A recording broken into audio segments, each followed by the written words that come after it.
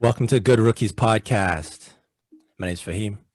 My name is Nelly J, and we are Good Rookies. That's right. Hey everyone, how's everyone doing? It's Good Tuesday. What it do? We're so excited, guys. This is episode number 9. Guys, wow, Faheem, time's flying, bro. Yeah, no doubt. Time's flying. So we have amazing guests today. Our guests are special because these are like our family. These are like our friends that became brothers and sisters. So we're so excited to have these guests on our show. Faheem, please introduce our guest today. All right. So our first guest, someone I've known before I had bass in my voice. Before puberty. All-around solid guy. Played ball together, high school, through life, carried on, and here we are. It's actually, like, I must say, like a pleasure to have him on. When I say it, like a stand-up individual, he checks all boxes. All right. So I'll start with, he's a CFA. He's an MBA. That's for work. Then we'll go outside of work. He's a blogger. And he's also a founding supporter of a fund, the Black Opportunities Fund. And he's a very humble guy. So actually, I'm gonna brag for him a bit right now. Okay. He's one of the 50 initial supporters. And this is huge because being a Black man in Canada, to be one of the top 50 or first 50 to this fund is actually a very, it's quite an achievement. So I'm going to let him explain a little bit deeper in regards to the Black Opportunities Fund. But I want to welcome to the podcast today a good friend, Prem Williams. Thank you very much. Thank you very much. It's good to be here. I'm happy to be a part of this. I watched this show and I've watched you guys build this up, and it's wonderful to be here. Thank you for having me on the show. Our pleasure, our pleasure. And our next guest, I get to introduce this week. I'm blushing, but I'm excited. So this is my home girl. Like, y'all know me as knowing sports. Yo, none can talk sports, yeah, but I have a friend that can talk sports just like me. She follows all sports. We played ball together. We met on the basketball courts. We were opposing players in grade 6. We became friends. We became friends, more friends in high school. We played the same basketball court. We played in a rec league in our adult years. And she's the founder of Slay Chick.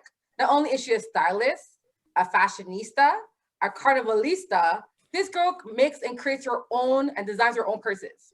Like, what else do you want? You know what I'm saying? So give it up to this beautiful Black entrepreneur, Crystal David. Crystal. Thank you so much for having me. I really appreciate it. No problem. So our introduction question is a bit different this week. We want to kind of let our viewers get to know y'all a bit more, but get to know about how you know us, right? So our question for you guys today is this. What is your most memorable sporting event or experience with the host, Faheem and Nelly J? So Prem, you go first. Okay, well, like Faheem was saying, I've known him for a very long time, since the start of high school when I transferred into his school. I was in grade 10, him in grade 9. The one thing I would say before I go into the story, the thing that I don't see on this show is the world-class sarcasm that this man has, and I don't see that coming out because I think he has it. You're right, Prem. The most sarcastic person that I have. There might be a couple, but he is of the one or two. So we've known each other from high school. We played in a championship game, the county championship game, and I remember losing that game on the flukiest last second shot and being in the locker room with him afterwards, and he was the most cool and collected of anybody after that game. And that was a moment I remember. We've been on many basketball road trips and tournaments, but I remember just his being so cool and collected during that. But yeah, that's yeah, that's one basketball story that sticks out. That's awesome. Awesome. And sarcasm for him. We didn't know about that. Now we know. Hey, viewers, now we know, right? And I'm not sure why Faheem the Dream hasn't started yet. Why are we not saying that? Oh, the dream. But there's only one dream. There's only one Why is dream. that not the thing? Oh, what about you, Crystal? What you got? I'm kind of scared, but let us know your story. You shouldn't be scared because I don't remember like specifics. This is like, okay, so this is a very true. The amount of times we will be out somewhere and we see someone and I'll be like, I don't know them. And Jay will be like, yeah, I remember this time in this year, blah, blah, blah, blah, blah. And I'm like, sure. And that's legit how this works a lot of times. We go out somewhere. So just to say that I don't remember specifics, but if I had to think of something, I would say probably when we won in grade 9, our basketball championship. Yeah. That was, bro. yeah. That was really good because in high school, we went through a lot of turbulence with not always having sports every year because there's a lot of government issues where they're striking or whatever. So our first year in grade 9, we won the city championship. Asian court for people Asian who court, want to do what you want to do. Yeah. That would be my memory. Nice. Awesome. All right. So let's go into some zoned in, zoned out. With the zoned in topic, Nelly J, you actually brought this to me in regards to the sideline emotion double standard possibility. I'll let you give a background on it, but you're saying in regards to Tom Brady and Des Bryant and OBJ. Yes. So Tom Brady went off at his lineman this past game. He was very angry, very adamant, yelled, screamed, threw helmets, kicked out, on the sideline.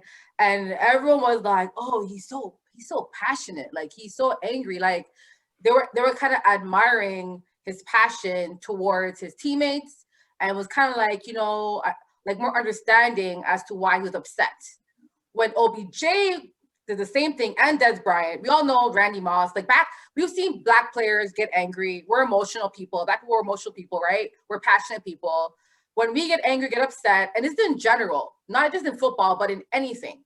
If we get angry, get upset, everyone always tries to admonish us and make it a negative context. So with OBJ and Des, they're bad teammates. They're hard to deal with. They're divas, right? And it's like, why is there a double standard when a Black player gets upset? They're a diva. They're hard to deal with. They become blackballed in the NFL. And a white player, oh, he's just upset. I understand his feeling.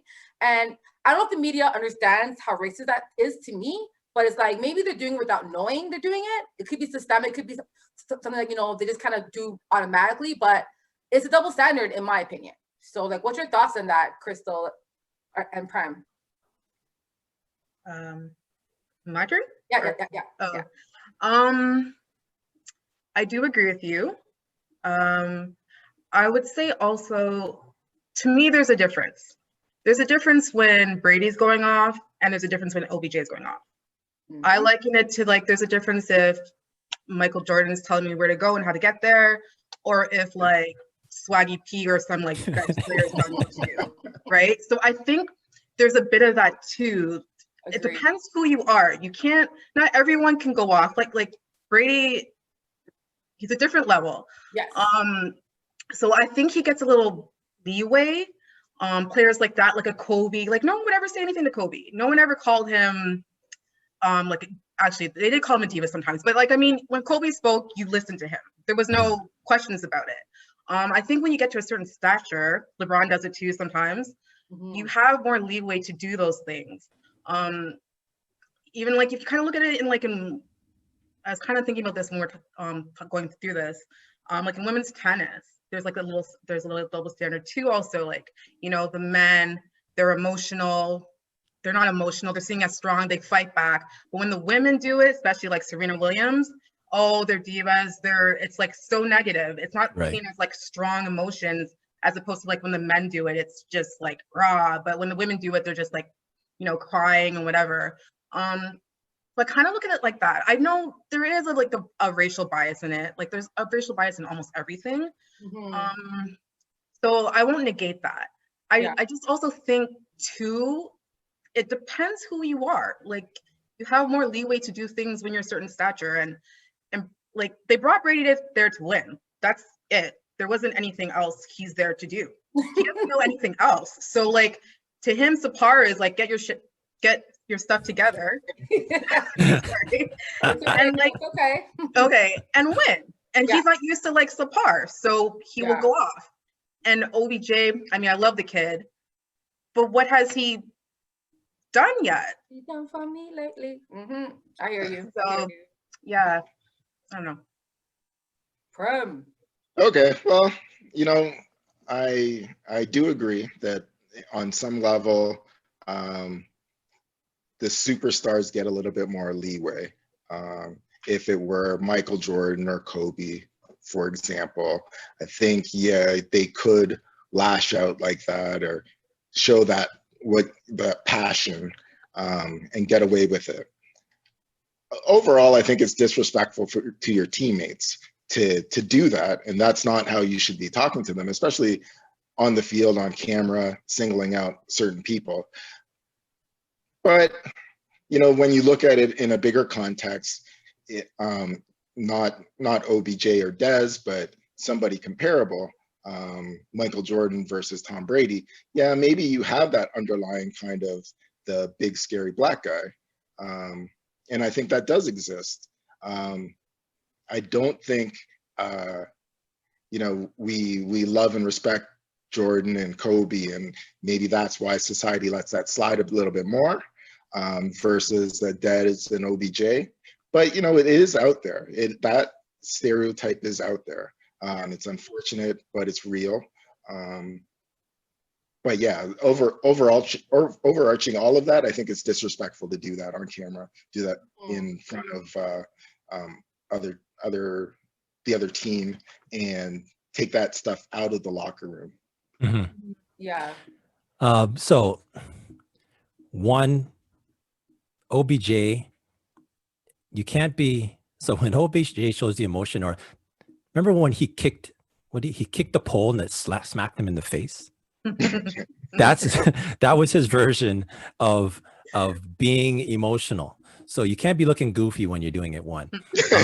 So Tom Brady has same thing. Speaking to what everyone's saying, Tom Brady, like Michael Jordan, he's in the GOAT status. So there's things, for instance, Tom Brady forgot what down it was. If that was, say, like anyone else, any other QB, you know, memes down the road like that, right? Right. But with Tom Brady, we're willing to overlook it, right? So I do think, though, when it comes to it kind of, okay, let's put in context. So we have Tom Brady and we're talking about two receivers. So we're talking about quarterback and two receivers. Quarterbacks, when you win, the quarterback gets to win. When you lose, the quarterback gets to lose. So that position itself is a position of influence on the field, right? Receivers, you know, any great receiver, I'm pretty sure they'd be paired with a high quality quarterback, you know, because they rely on the QB to get them the ball. Eli Manning wasn't high quality. Sorry. Do you think he's a Hall of Famer? He will be, but I'm saying the last couple of years. I'm just saying. What happened to him? I know, but I'm saying like he right. upset because Eli was. No, I get you, but I'm saying like a receiver. That's real playoff P there.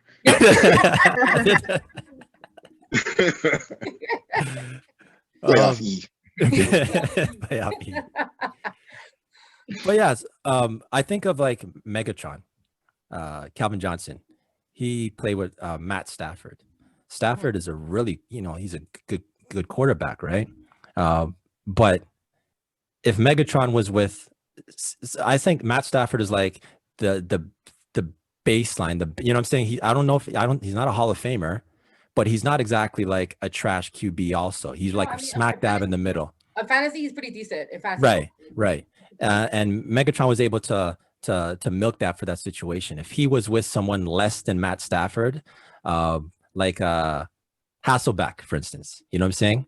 For his whole career. I don't know if he's going to be able to do the same things, even though he has the ability. So, I mean, I get where you when you brought it to me, and I totally understand. I see what you're saying in regards to the perception of a white player doing something that a black player does. But I think in this context, we're kind of looking at not just the player, but you're also looking at the positions in which they did it also. But that's a good observation. I agree. Well, it's funny because you mentioned like one thing Crystal mentioned was Serena. And it's so common because like not only do black men, as Prime said, angry black man, scary black man, right? The Last Dance, oh my God, like Jordan was so aggressive. He had to be. Like Steve Kerr and these guys were horsing around. He had to be on them. Like who wouldn't, right? But he was a bad guy because of how he was to his teammates. But I'm like, to me, I'm like, yo, my dad was Nigerian. That's nothing compared to my father. Okay. So I guess it's context, right? For me, it's like when you want to win, you push your teammates to be the best, right? So yeah. I wasn't like, oh my God, Jordan was so, I'm like, yo, that's regular. Like that's what men with goals and ambition, they're like that sometimes. They're very intense and they have a goal. And if you're in their way, they'll either bring you along or dash you away. But you have two options. You either play hard or leave, right? That's right. Jordan, that's Kobe and stuff like that, right? Serena, the actual article of Serena, I forgot which term it was, but she got so upset, she flung her tennis racket on the court, right? These guys, I forgot which paper, but they drew Serena as like a gorilla, jumping up and down, like an actual gorilla, because she threw her racket. How many men have thrown their rackets on the court? You know what I'm saying? So like look at Djokovic. He hit somebody in the throat the other day. He hit someone again in the French Open, and he's a white player who has no repercussions. You know, like none. I get it. So for me, like so I don't think it's just because of Tom Brady. I think it was just kind of overall, like an overall perception that the media got to do better. When you're an analyst, when you're a personality and you're covering these games, watch your words. You know what I'm saying? Keep the same energy. If they're black or white, I know it's hard to do because people are brought up in different systems, but we gotta be able to say, hey, when is Serena doing it or a black guy doing it, y'all act this way. But when it's a white girl or a white guy doing it, y'all act different. So Tom Brady, I agree, it's more unique because he's the GOAT, he's a quarterback, he was brought to win a championship, right? That's why he's there. He's almost done. He's like, 43, 44, right? So I get that, but I feel like overall the media is very sloppy in how they describe emotions from black people versus people that are white. So it's just overall, yeah. Yeah, you might be onto something there that maybe the GOAT rule, women's sport is the exemption because you would have to consider Serena the GOAT, right? Or at least in the GOAT conversation. Yep. And if she can't get away with it and Brady and Jordan and Kobe could, well, then what does that mean? What does our perception of a black woman showing passion, emotion, right? I'll say also too, women in general in tennis can't get away with that. Yeah. Like it's such a huge double standard in tennis. Like at all, you can't get away with it. It's very, very sexist in my opinion. But yeah, definitely. I think it also comes to like when you're like reading these stories and listening to these podcasts or like whatever, you have to have like a very high media literacy in the fact that like understanding what like images and ideas are trying to be given to you and dissecting them on your own and understanding what the narrative they're trying to bring to you is.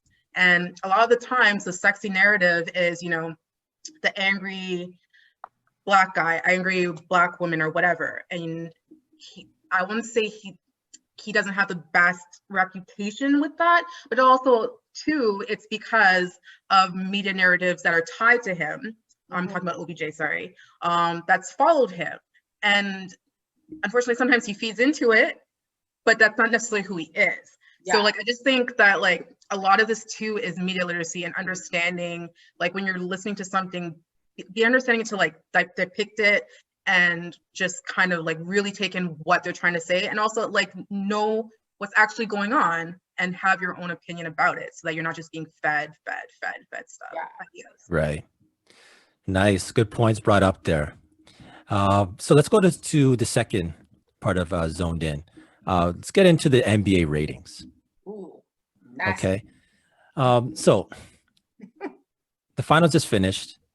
They're at a 51% decline from same event last year. 51%, half.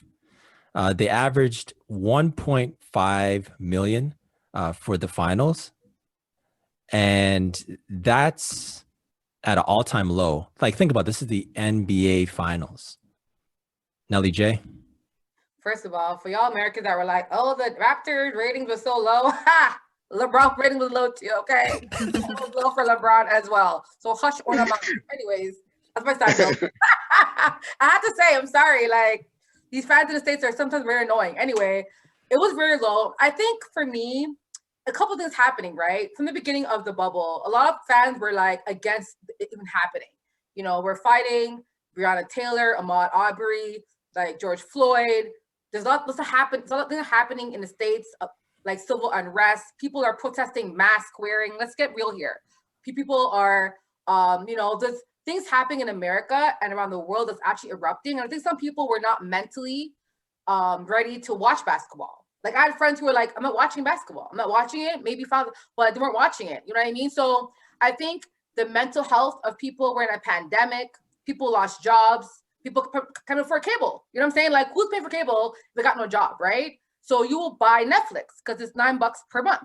So I think economically, socially, things just changed this year that I think will never even happen in the future, but it may happen again, but it's a very unrest year. So, and just a side note, the NHL dropped by 60% in ratings. Yeah. So everyone's dropping. NBA, basketball, everyone's dropping in ratings because this world is under unrest, and we just have to understand that it's beyond basketball. It's just people mentally are not caring to watch. They're fighting for their lives and fighting racism and fighting poverty and fighting Trump. Like, there are things happening, especially like I think CNN increased in ratings. So did Fox News, because people are more concerned about the presidential election than the basketball championship. So I understand the ratings drop, but I think so much is happening and it makes sense, in my opinion. Okay, Crystal, I'm gonna allow you to get in, but I just have something just to address that real quick, Nelly J. Yeah. So say, for instance, the Lakers and the Clippers played the Western Conference Finals. Mm-hmm. Do you still think that they would, that final would not have an increase in ratings, or do you think it'd still be down? Like, think about this. This is Kawhi. This is LeBron. Yeah, this is the NBA. The way they market it. Do you still think that? Go ahead. So I think it will be better. Remember, right? The lowest ratings was game 1, 2, and 3 of the finals, but the other games weren't as low, right? I don't think. So I think the Kawhi LeBron would be a better feud for sure, but I just think that overall people were into basketball this year. Just all like overall, even activity towards the NBA, like I think like the logistics of fans searching NBA tweets, it wasn't as much as it normally is. You know what I mean? Everything went down. I think people are just not mentally wanting to watch, right? The people who are still marching every day on the street, you know what I'm saying? And they're basketball fans as well. So I just think a lot of unrest is happening in the world. The pandemic, COVID, people's family are sick. Like, if someone's dying in hospital, you're watching basketball? Maybe not, right? Like, everyone has their own way of healing themselves mentally. So I think that would maybe be better, but Kawhi and LeBron are in the same conference. So in the final, it won't matter anyway. Oh, no. Yeah, I was just trying to see in regards to, it was the Heat and the Lakers, which is, I mean, you could try and make markets. Like, yeah, you could, but I mean, you could try, but ultimately it doesn't have the same carry, the same, panache as like Clippers and Lakers. And right. Jimmy Butler is not a marquee player. Right. Right. So that's what I'm just, but Crystal, I'll let you address that. Go ahead. So I was one of those people who did not watch. I might have watched maybe, I wouldn't even say 30 minutes this whole season. I did not watch. So you weren't in the bubble at all? At all. Wow. Okay. No, this is good. This is good because it's very rare I get to speak to someone who hasn't. Yeah. So go ahead.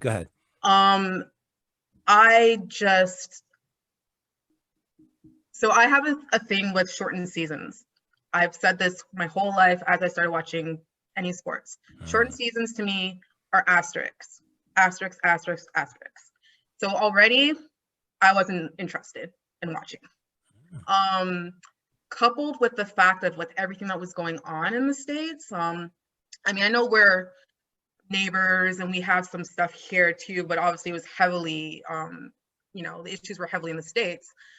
I just didn't see that it was a good time for it to be on. I would have really loved the players to take a stand in the sense of not playing. I think that would have been just huge.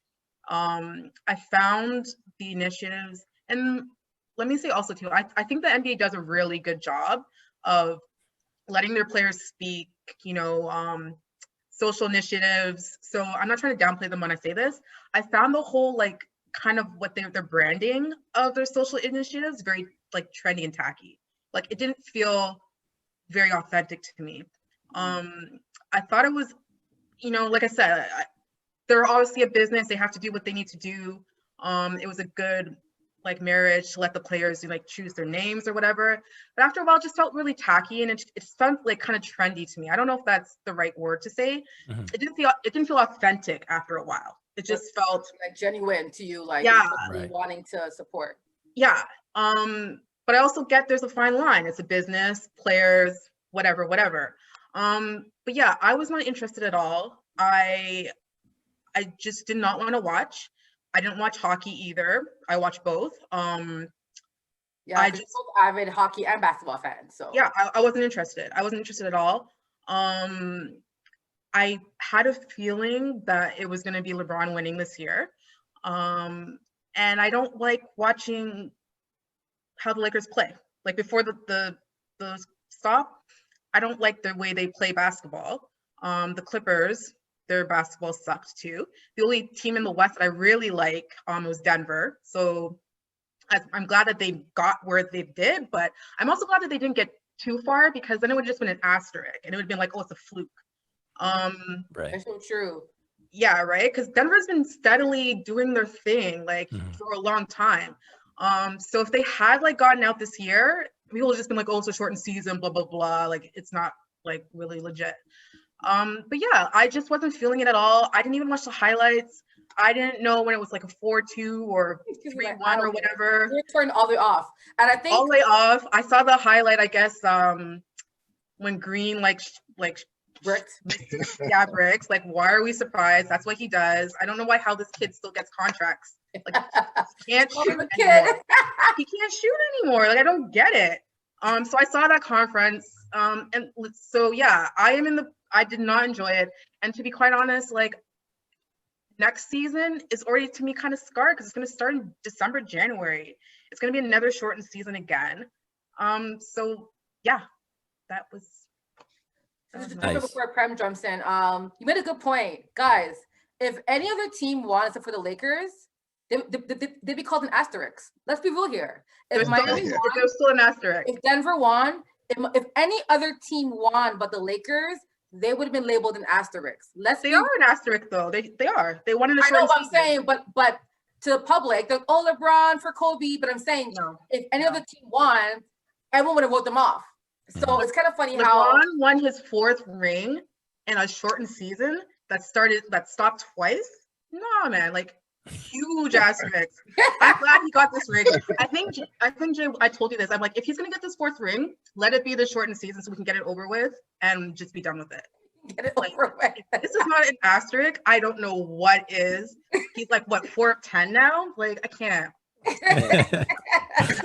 Irks me. All right, I have a bit of a different perspective. I look at this as maybe, and I don't have any stats on this. No research has been done, but maybe if we look at the TVs that weren't turned on, it would tell a different story. Like what I've learned from this pandemic is that people want to be together. So maybe people aren't watching because you can't gather at a bar and watch it, or you can't, watch it as a big group of friends in somebody's basement. So maybe if you look at those TVs that have not been turned on, that might explain some of the story also. The other thing is, yes, I agree with everybody else. Like this season, and I love sports, the EPL, I love that, but I haven't been engaged in that. I watched some hockey, haven't been engaged in that. really the only thing I've watched is basketball, but not even like 50% of the games that I would have watched on a normal season. And I think it has to do with, my mind is elsewhere. There's other things that I'm thinking about. There's other things, like I could watch a game, but then I end up thinking about something else. Like I can't be fully engaged in this because there's just so much going on. And subconsciously or consciously, I'm tuning out, right? So maybe that's happening for other people. Maybe there's just too much going on in the world. And maybe it's because we're restricted from what we can do. People seem to be, I think this is showing that people are really social beings, and being together, enjoying something together. That is the optimal way of viewing sports. I know a while ago they were talking about having football without fans and kind of in studios, and they make most of their money from TV contracts anyway, right? So do you really need fans? But I think this is really proving that you actually need people together, enjoying it together, the real fan noise, that word of mouth, the excitement that builds when we're all together watching something and rooting for something together. I think that's more of a factor in the ratings, rather than, people will say, well, the NBA has taken this activist view and have things on jerseys and on the court. I don't think that has anything to do with it. Or if it does, it's on the fringes. I think it's just the situation that we're in and how we're viewing sports nowadays. Okay, so I'm going to throw this out to each one. I just want to get an answer from everyone real quick, okay? So according to Trump, he's claiming that the decline in the NBA ratings has to do with the Black Lives Matter movement and just the social movement that's happening right now. Do you feel that the decline has to do with people being offended or just not wanting to watch, due in part to the Black Lives Matter movement? Nelly J, just a yes or no and a quick thing why. No, because actually Bloomberg did a study on this and they found the percentage of white fans did not change. So there's about 45% fans that watch it are white and 55 that are black. So they said the ratio did not change. Mm-hmm. And if that did change, that means it would have been because of BLM, but that wasn't the reason why. So I'm a no for that. Okay, Crystal?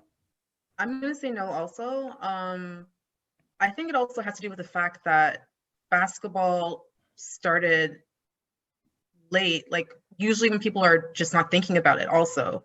And you have football now which started on time and is going also, and with also the other varying factors. But I actually don't think it had anything to do with the social activism this year. Okay, Prem? Well, no. And I would say, let's not kid ourselves that the NBA made a business decision when it decided to do all that. That was a business decision. They looked at their viewers, their audience, their players, the staff, and they said, is this going to offend anyone? Are we going to be supportive? And I think on the very fringes, maybe people are neutral, but in general, people are supportive. Just like with the WNBA, they are very, very progressive in what they do. But it's because of their audience. Their audience is completely, Right. Mm-hmm. Good point. Okay, so Prem, you just mentioned viewership. So we do know that in Game 5, China lifted a ban. China. Didn't work. Trump says China. Lifted a ban for the NBA to be aired in China. Real quick, Nelly J. Yeah, I mean, I think the NBA should just ban China. Like, no offense, like for me personally, this is my thing, right? I get it, it's a business, so they need China. I think Adam Silver said they lost like 300 million in endorsements.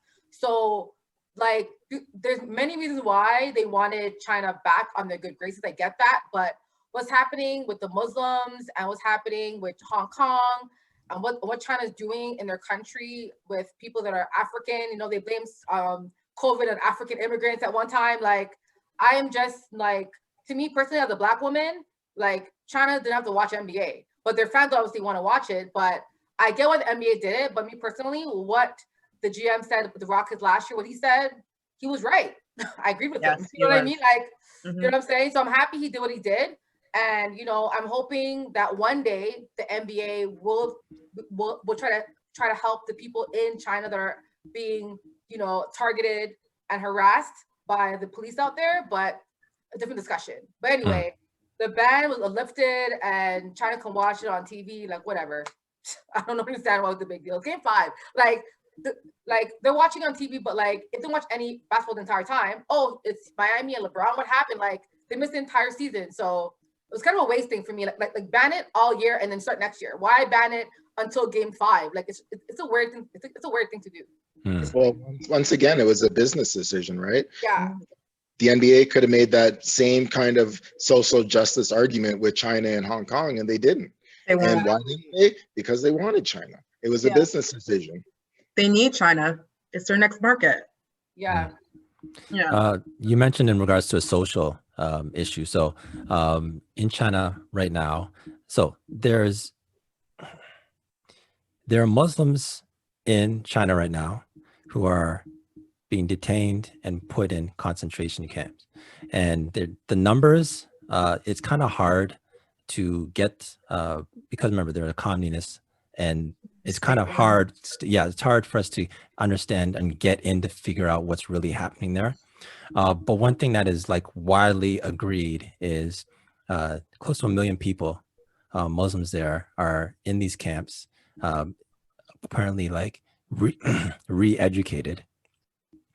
And, they're having like women sterilized, Muslim women sterilized.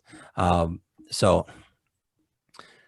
being a Muslim myself, I'm like, okay, well, it's hard because if you look at the NBA has, Akeem Olajuwon, Mahmoud Abdul Rauf, like there's been oh yeah, that's the jersey you have on right now? Yeah. Dope. So there's a long list, like even to like I think of Enes Kanter, he's Muslim. Dion Waiters, like Jabbar. Kareem Abdul-Jabbar. You know what I'm saying? Like Islam is it's not a stranger to the NBA, and you'd figure, like, I understand we're going through our own in North America, actually I should say worldwide, with the BLM movement, but it's just like I just wonder. So I wonder if, because of the fact that Muslims are such a minority in the NBA. Speak it. That's the truth. That's what it is. That's the truth. If Muslims was buying like merchandise, going to games, like if they were, like Prem said, right? If they were the Christian majority, that affects their money. Of course they would. Yeah. China is. I think 1.5 billion contract with the online streaming company in China. Like their contract with China are so much bigger than the Muslim population globally, and that's why they decide, okay, do we go with China or with the Muslim movement? You know what I mean? Right. And it sucks to say this because the NBA is probably the most progressive group and I guess sporting agency out of all of them, but they're still lacking some stuff. They are. But I think they also, like, people get away with, I would say people, China gets away with it because so many countries, Canada included, we all know what their government does to their people. But we say the polite, I think just was it today or yesterday was the 50th anniversary of relations with China, something to that effect, sorry. And Trudeau made the political speech. And everyone in the world knows what China does. We all know what their government does to their people. But we also know they run this world, for lack of better words. Yeah. They are the superpower, the money power in this world. And they use that power. Yeah, they use that power because they know that they can. And unfortunately, it really sucks. But the NBA will not cut their relationship with them because what they see future revenue wise in China, it's probably going to succeed like North America easily. So it's really gross, but they won't cut that relationship. Yeah, absolutely. There's an element of hypocrisy in what the NBA has done, right? They've chosen a safe route, and we look at it as, yes, it's progressive because it's that movement that they're supporting is in favor of us. But they made a business decision, and they've chosen an easier route. Even though it's a vocal route, it's an easier route than what they could have done last year and supported Hong Kong and supported the Muslims in China, but they chose not to, because that was not a good business decision. Yeah. Yeah, they let them take the reins. They let China like run that situation when the NBA could have really stepped up. I think Silverman did. Again, it's the business and whatever, but that situation last summer could have been handled so much stronger from the NBA, and it would have been so amazing if they had really stood with the GM and really stood behind it instead of letting China be like, no, we're canceling this. And no, we're taking this. I mean, like, if they stood up, who knows if they could have negotiated something for the Muslims in China. Like, I feel like they're just giving up. There's no type of negotiation. We can't even say, yo, we have Muslims in our league. We don't feel comfortable that you guys are doing Muslims. Can we at least like guarantee something? You know what I mean? Like, to try to negate that. I just feel like when it comes to China, the NBA just rolls over. And that's unfortunate because they're so progressive with any other standpoint. And I saw that I think the NBA gave China lots of money for COVID relief. They gave money to them, like all this stuff to do with China, but like China is doing stuff to their citizens that aren't okay. So it's just unfortunate. That's all. It's very unfortunate. Thinking about the future contracts, right? How they're going to pay the players and all the salary negotiations and whatever, the money that's going to come in to feed that. Yeah. If they don't make dollar, don't make sense, right? Nelly J. Let's go to For the Culture right now. For the culture. So this is actually a very exciting topic. So this week we're talking about, I'm not sure if a lot of people were aware, but there's actually the Green Party in Canada had an election and they chose the first Black leader of any federal party in Canada. Her name is Annamie Hall. She was born in Toronto. She's an activist, a lawyer, and literally she got picked to be the leader on October 3rd of October 2020. She's also sisters with the creator of Kink in Your Hair as well. But I think what's really, like revolutionary about this is that we've never seen a Black leader in any federal party I think even in North America, let alone. So I just feel like what a great time to be alive, what's happening in the world. And I mean, Faheem, like I know you did your background on Annamie as well. So, pipe in anything else you want to add, but I just feel like, as a Black woman, immigrating from Trinidad to Toronto, growing up here, being able to be alive to witness this type of historic event or candidate to me is really dope, personally. Actually, I'd like to throw this to Crystal, actually, being another Black woman. I want to get your input on this. Yeah, so I followed those elections, and she was the front runner. She didn't come from behind. She was the front runner. And yeah, like Jay said, it's amazing. It's great to see a Black leader, woman leader, as a leader of a Canadian party in Canada. Like, I thought it would happen. I didn't think I'd be this young to see it, to be quite honest. I thought I'd be a lot older.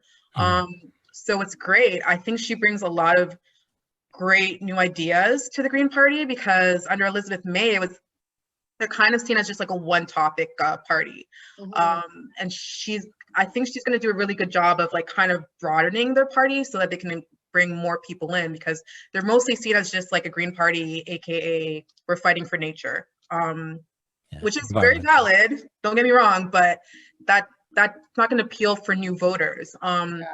So yeah, I love to see it. Also too, this summer, I mean, it's not my political stripes, but I love to see, I can't remember her name. She placed second, the Conservative, like Coughlin, or I can't remember her name, but she was a strong candidate.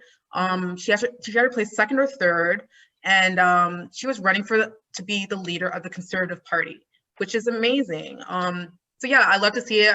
I can't wait to see what she does. Um, I'm a little concerned about her winning a seat. It's going to be really hard for her to get a seat. So I think she can do it. I just want to see where they place her, because in Toronto Center, I saw, right? The Toronto Center. she's It's not going to win there. Yeah. Though She's that's trying where to she's right from. now. She's up Yeah, that's where against she's. Marcy Ian, another Black Yeah, woman. and Oh, really? Okay, I didn't know that. So 2 Black women for the same Yeah. seat? Two Black. If Oh. she's running it, I think she's running in Toronto Center, and You're then right. Toronto Center, Marcy Ian is the Liberal candidate. Yeah, and they obviously did that on purpose Like, too. if we put a Black woman against 2 white people, she's gonna win it because Toronto got enough Black people. So, but also too, Toronto Center is a Liberal stronghold. Like, yes, you have to kill someone to lose that seat. So unfortunately, she's not going to win that area. No shade against her. It's just not going to happen. So I hope they place her somewhere where she has a realistic chance of getting a seat. Because right now in the Commons, because she doesn't have a seat, there's very limited things that she can do, say like resource wise and stuff like that. So I just really hope she gets that, so we can like get to see her more on a even more national level, and see what she does. But I'm excited to see her. Yeah, I love it. I was really happy when I saw that she won. This is for me, I'm like very much if you could see it, you could achieve it, right? So from this aspect, just to see a Black leader of a federal party, it's so rare. Like, so something's crossed my mind, like even back to when even Obama came in, I was thinking, you know what, like when can we see like a Black man or a Black woman be, say, implements in prime minister? Because we all know we're Canadian. We know there's one female prime minister, Kim Campbell, who had a very short time back in like the late 80s or so, right? Yeah. But I remember growing up, the prime minister of Britain was Margaret Thatcher. And I remember for me being young saying, wow, like, Britain, their leader is a woman. And at the time, it wasn't one of those things like, I thought anything other than she could be competent in doing her job. You know what I'm saying? Like, I held it up to say, oh, wow, like that's cool. So for Canada, I just think just even the profile she's getting on the news right now, it's obviously it just happened very recently that she got this. I think for, young people to see, oh wow, like a Black woman is in this position, it could spark something for somebody, even if they don't go to reach a prime minister, they can follow a dream in politics that might lead somewhere else, right? So I think it's great to see. So I do realize, this is like a sports podcast, but we're sports and culture, and I think it's very relevant for us to actually celebrate these victories for people to see. So. Agreed. Okay, so for me, there's two separate things here. The one is, I think it is important that we have representation throughout the political ideologies, all the parties. So I think it's great from that perspective. Black people we don't speak with one voice. Right? We're not monolith. So it's important that in every party we have representation. So whatever party speaks to us, then we can vote for them. And this is coming from somebody who's a card-carrying liberal. But it's important that we have a voice in every party. And I think this is an important story there. The second thing I would say is that I think we are, as Black Canadians, entering into like a Black Canadian renaissance. Like when you look at the United States, they're years ahead of us. And, we've probably had Black people in this country for as long as them. But the thing is, when there was the Emancipation Proclamation, we were at the end of the Underground Railroad, a lot of those Black people left to go back and be with their families in the South. So it was only until maybe the 60s and 70s where we had Caribbean and African immigration coming into this country. So we're now seeing like the first and second generation of that. And we're kind of building our own culture now. We're now expanding into business and politics and medicine. And I think we're at this time where, we will have political leaders coming up now as our population grows, and we actually build a Black Canadian culture that's separate from our roots in the African countries or the Caribbean countries. So this is a wonderful part. This is a wonderful part of our history that we're seeing and witnessing right now.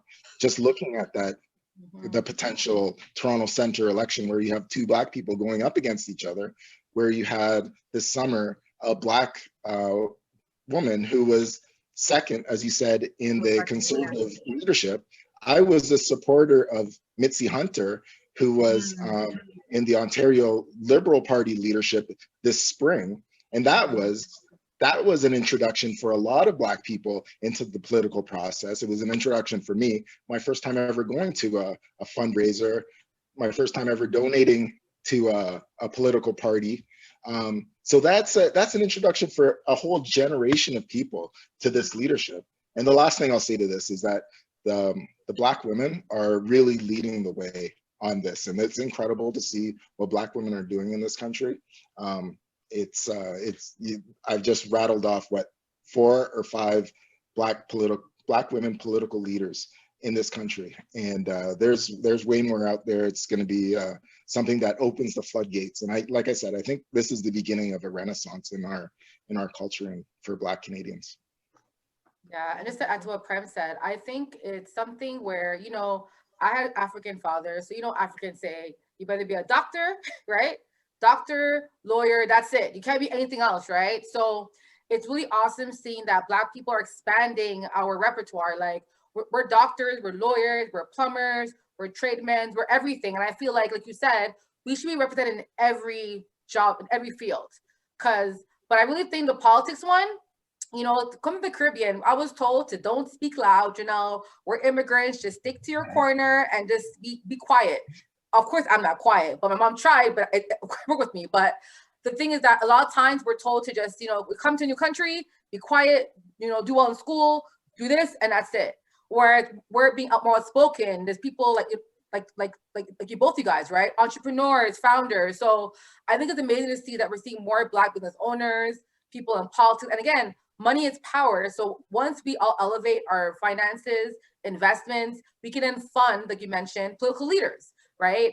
And that's something that we need to work on as a community together. Like you mentioned, I just feel like it's amazing that a lot of Black women are leading the way in all countries when it comes to activism. In Brazil, in America, and Canada, Black women are leading the way when it comes to activism and really making those big steps, right? So kudos to her.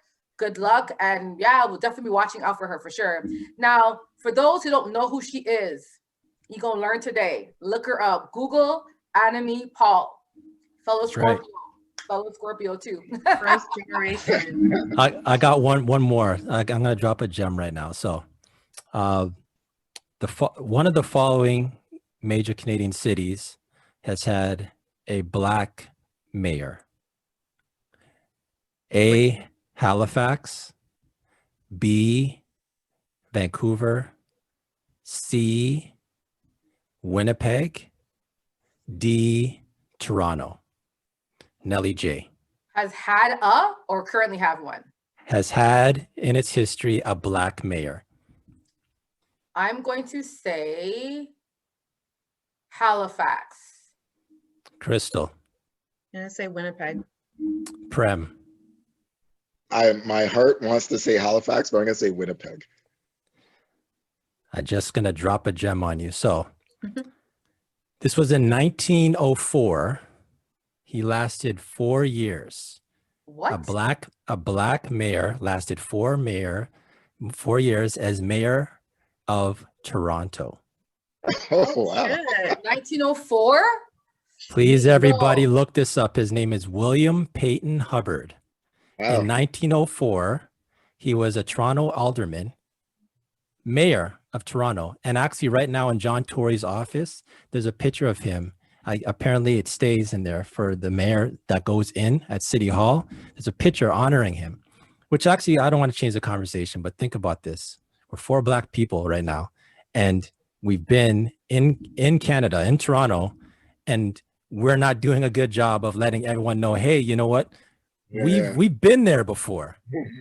But what's we cater too much to American history. I That's the point, and right? that Well, right. to No me, one like learns in Canadian school, history. come on, right?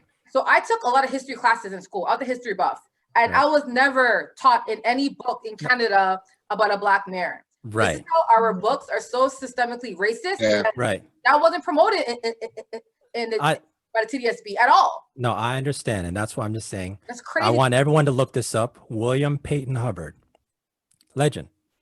I'm writing it down. Crazy. All right. All right. On that point, let's go to That's Absurd. That's absurd. Yo, Faheem, what was absurd this week, bro? What was absurd? So, Lawrence Frank, NBA 2020 Executive of the Year. Absurd. Nelly J. Absurd. I just feel like, okay, so I think this award is voted by the, like, I guess all other execs, right?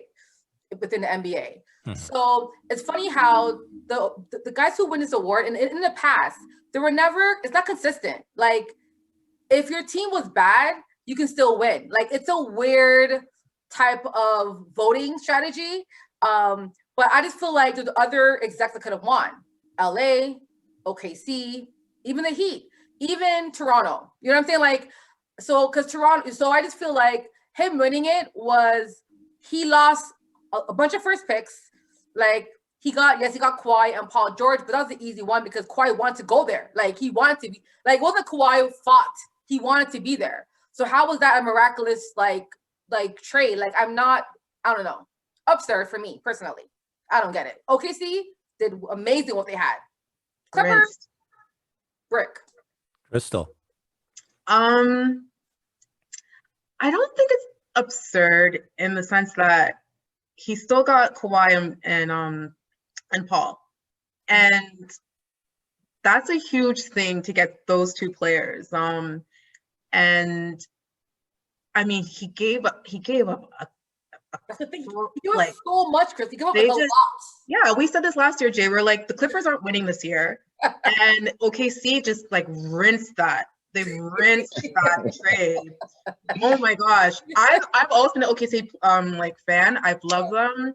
Westbrook is my ninja, but like they're gonna be so good in the next couple of years. They've already previewed that this year. Mhm. Sorry, going back to Lawrence Frank. I get why they voted for him. It made sense. He got the two biggest players. They brought some glory back to the Clippers.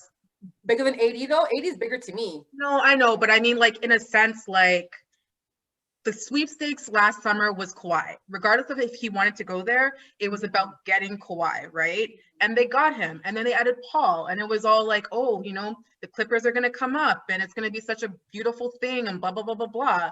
And it looked like they may have been able to do that. I didn't think they would, but like, so like to look at that, I get why they voted for him. I agree. I don't think he deserves it, but Yeah, I understand it. Yeah. Okay. Prem. Sense. When I look at this, you know, I'm sitting in the middle of absurd and not. So when I'm looking at this, I can kind of understand. This is like when you're writing a math test and they tell you to show your work because you can get points for how you got there. Even though the result was bad, I know that how he got there, he's getting points for that, and that's why he won the award. Nice. Yeah. Analogy. That's a good one. So think about this. I'm with Crystal 100%. If actually, I'm gonna go around real quick before I even get to mine. If you had to pick somebody, if not Lawrence Frank, then who? Nelly J. Palenka. Crystal. His name escapes me, but the GM for OKC. Okay. Sam Presti. Okay. Yeah. Prem. I'm gonna say Pat Riley.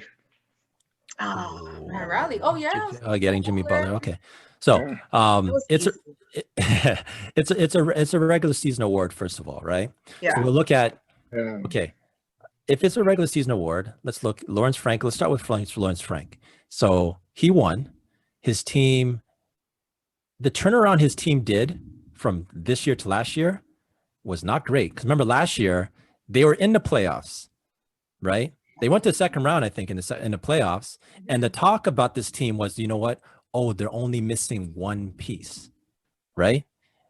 So here we go. The next season, they get Paul George, they get Kawhi.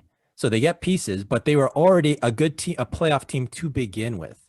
So I'm not sure of what the criteria was that Lawrence Frank did on the offseason that got him executive of the year. Even if you look at the Lakers, I'm not a fan of Pelinka, but look at least the Lakers weren't in the playoffs last year. So you can make a case to say, hey, you know what? The Lakers, regular season, number one team in the West. Last year, not in the playoffs. That's a big turnaround. But if I had to choose, I would go with Crystal, say Sam Presti. That team last year, they made the playoffs. But if you look at coming into the season, I don't think anybody had them as being even in the playoffs. Like we had them at the bottom with the Phoenixes. To make the playoffs last year. Right. Like, well, I remember there's memes, they're clowning them. They don't have a draft pick and for the next 10 years and et cetera, right? So just the fact of what they've done so quickly, I would have to say Sam Presti would be my vote for sure. But I do think, to me, it's just absurd. Like you had so many other options of all A, B, C, D, or E. I mean, Lawrence Frank is like Z. You know what I'm saying? He's way at the bottom. He's not even really anywhere worth mentioning. So it's funny because they mentioned something that this award has so much drama behind it. Like they're saying out of all their voted awards, this is the one where it's very petty and very like low blow. So with Pelinka, they were saying that Rob Pelinka, he was an agent before he became who he is now, right? Right. So that a lot of the people execs don't like him in the first place. So him not getting a vote wasn't because like they don't like him as a person, so he will never win because of that animosity toward they have with him as a person, right? Also, when it comes to Sam Presti, they thought that what he did was too. It wasn't like they again like for them it's like, well, for OKC, what they did, they didn't really admire him as much as as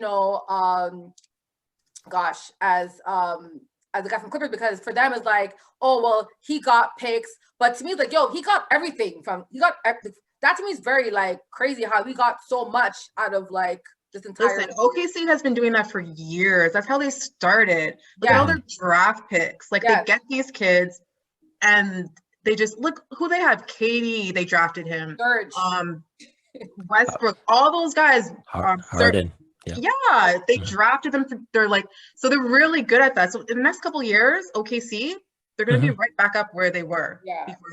But again, like this entire award is absurd because to win it is not really, yes, it's some skill, but it's all popularity and who they don't like and, golf talk and all that, cigar talk shit, like it's beyond just like what you do is all personal as well, right? So. It's good politics, right? That's what it is. So it ties in what we were discussing before with Anime Paul for sure. So all right. So let's wrap this up. Let's put this episode in the books. God, that was episode 9. So Number as 9. y'all know, when we end off our episode, we like to give our guests the chance to do their shout outs.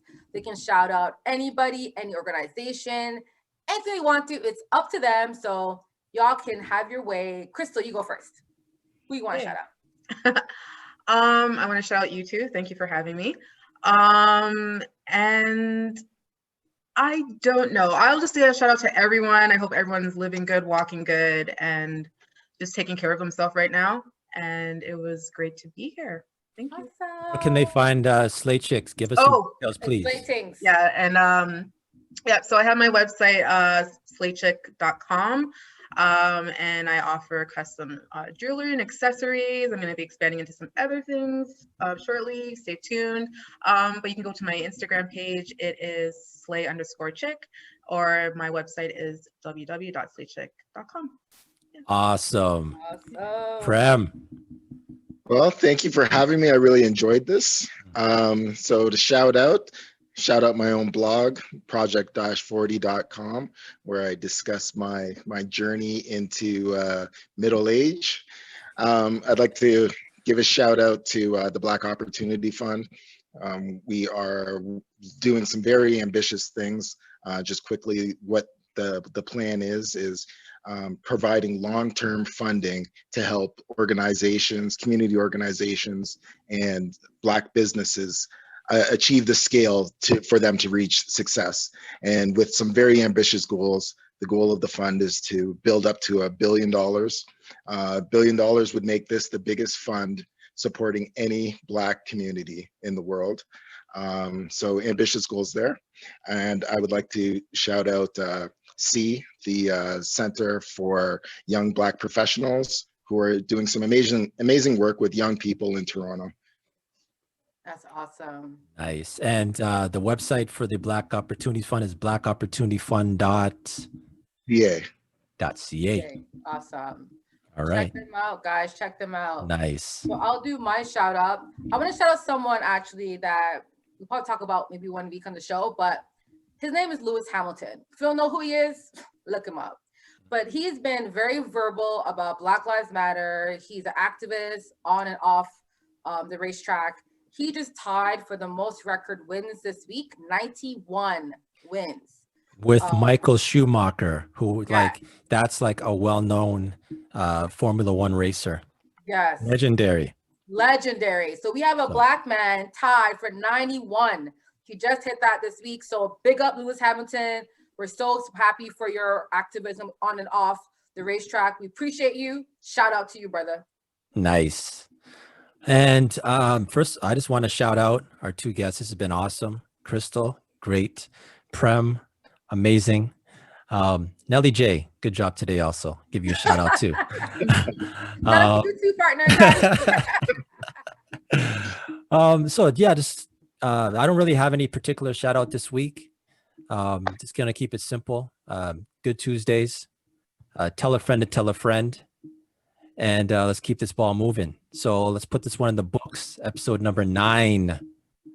Good Rookies Podcast. Peace. We out. Peace. We out.